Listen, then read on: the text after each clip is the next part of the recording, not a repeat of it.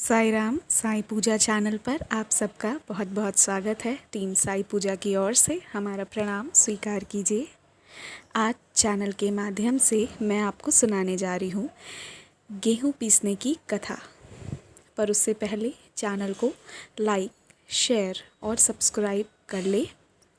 ये कहानी आप सबके लिए है और ख़ासकर उन लोगों के लिए जो ठीक से देख नहीं सकते या जो पढ़ नहीं सकते। वो श्रोता कम से कम सुनकर बाबा की बातें और बाबा के चमत्कार जान पाएंगे। तो आइए सुनते हैं गेहूँ पीसने की ये कथा। एक खूबसूरत सी सुबह की बात है। लगभग 1910 के बाद की बात है। एक दिन हेमाद पंत जी को मन होता है कि वो मस्जिद में जाकर साईं बाबा का दर्शन ले ले। गांव वाले उस वक्त सभी अपने अपने कार्य में व्यस्त होते हैं। तभी जब वो वहाँ जाते हैं तो वो दृश्य देखकर अचंभित रह जाते हैं। साईं बाबा अपनी बाहें संभाल कर बैठते हैं और गेहूँ पीसना शुरू करते हैं। ये दृश्य देखकर सभी आश्चर्यचकित होते हैं कि आखिर ये हो क्या रहा है। बाबा को गेहूँ पीसने की ज़रूरत क्या पड़ी। ना बाबा का परिवार है, ना बाबा के बच्चे हैं, ना उनकी पत्नी है। वो तो खुद ही भिक्षा लेकर अपना गुजारा करते हैं। फिर उन्हें क्या ज़रूरत पड़ी जो वो गेहूँ पीसने बैठ गए। पर इसी वक्त हेमाद पंत जी लोगों से पूछ रहे होते हैं और सभी एक दूसरे से जानना चाहते हैं, पर किसी में ये हिम्मत नहीं है कि कोई साईं बाबा से पूछ ले कि बाबा आप गेहूँ क्यों पीस रहे हैं। और धीरे धीरे बाबा के ये गेहूँ पीसने की बात पूरे गांव में फैल जाती है और इस दृश्य को देखने के लिए सभी भागे भागे मस्जिद आते हैं। बाबा गेहूँ पीस रहे होते हैं और बाबा से सभी प्यार करते हैं। तो बाबा जब गेहूँ पीस रहे होते हैं तो ये दृश्य देखकर 4 औरतें हिम्मत करके आगे आती हैं और बाबा से कहती हैं कि वो ही गेहूँ पीसे। देवा आप बैठ जाएं और हम चार मिलकर ही गेहूँ पीस लेंगे। और वो बाबा को हटाते हुए ज़बरदस्ती बैठ जाती हैं और गेहूँ पीसना शुरू कर देती हैं। पहले तो बाबा को बहुत क्रोध आता है, परंतु वो महिलाएं इतने प्यार से बाबा की लीलाओं का गायन करते करते, भजन गाते गाते, अपने साईं बाबा, अपने देवा को याद करते करते गेहूँ पीस रही होती हैं। तो बाबा फिर खुश हो जाते हैं और ये गेहूँ पूरा पिसा जाता है।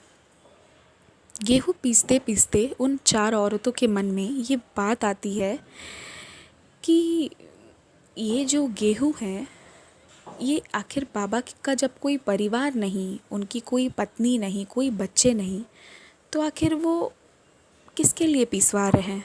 और उन औरतों को अपने आप ही मन में ऐसा लगता है कि हो ना हो बाबा हमें ही देने के लिए गेहूँ पीस रहे हैं। तो गेहूँ पीसने के बाद वो औरतें 4 भाग में गेहूँ को बांट लेती हैं। जो पिसा हुआ गेहूँ है यानी कि आटा को 4 भाग में बांट लेती हैं और लेकर अपने अपने घर की ओर प्रस्थान होने लगती हैं। ये दृश्य देखकर बाबा बहुत क्रोधित हो जाते हैं और कहते हैं, स्त्रियां रुको, ये गेहूँ क्या तुम्हारा था? ये तुम कैसे उठा कर ले जा रही हो? किससे पूछ कर ले जा रही हो? और बाबा उन औरतों पर इस तरीके से क्रोधित होने लगते हैं। तो वो औरतें बाबा से क्षमा मांगती हैं और पूरे गांव वाले आश्चर्य में हैं कि ये क्या हो रहा है, किसी को कुछ समझ नहीं आ रहा उस वक्त। तो बाबा उन सबको कहते हैं, उन औरतों को कहते हैं कि अब तुमने इसे पीसा है और तुम इसे उठाकर अपने घर ले जा रही थी, तो अब तुम ये एक काम करो कि इस आटे को गांव के चारों ओर छींट कर आओ। और वो औरतें और गांव वाले लोगों को कुछ समझ नहीं आ रहा होता और वो औरतें बाबा के कहे अनुसार उस गेहूँ के उस आटे को गांव के चारों ओर छींट देती हैं।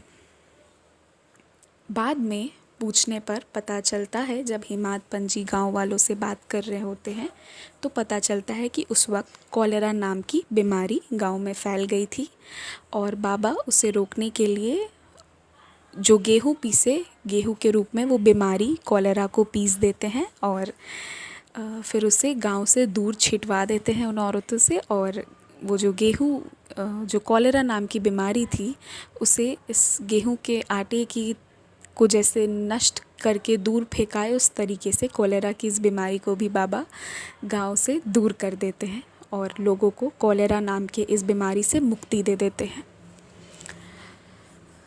वास्तविकता में बाबा गेहूँ ही नहीं बल्कि लोगों के मन का पाप, लोगों के परेशानी, लोगों की दुविधाओं को भी 60 साल जब तक बाबा रहे तब तक पीसते रहे और आज भी बाबा हमारी परेशानियों को दूर करते हैं। तो ऐसा नहीं है कि बाबा सिर्फ कॉलेरा को दूर किए, परंतु गेहूँ पीसने की उस कहानी से ये पता चलता है कि कैसे बाबा सारी बीमारी, रोग, दुख, दर्द को पीस कर हमारे ज़िंदगी से दूर फेंक देते हैं। प्यारे श्रोताओं, ये जो दृश्य आप सामने देख रहे हैं, ये पिंकी चंदा जी ने हमें गेहूँ पीसने की कथा से जुड़ी एक दृश्य खुद अपने हाथों से बना कर दी थी। अगर आप चाहें तो आप भी हमें आने वाले अन्य कहानियों के लिए ऐसे ही पिक्चर बनाकर हमें सेंड कर सकते हैं। हमारा कॉन्टैक्ट नंबर है 9918073846। कहानी को सुनने के लिए बहुत बहुत शुक्रिया। हमें बताएं कि आप कौन सी अगली कहानी सुनना चाहेंगे। चैनल को लाइक, शेयर और सब्सक्राइब ज़रूर कर लें। आशा है कि आप सबको मज़ा आया होगा। ओम साई राम।